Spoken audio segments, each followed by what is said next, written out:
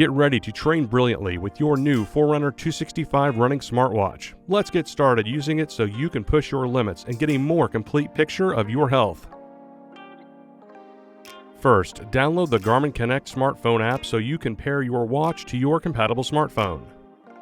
Open the app, then sign in or create your account. Turn on your Forerunner by pressing and holding the light button.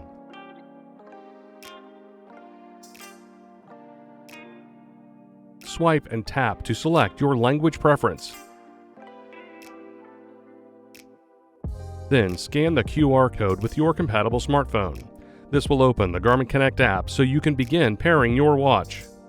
Follow the instructions to complete the initial setup and to sync your user profile and recent activity data.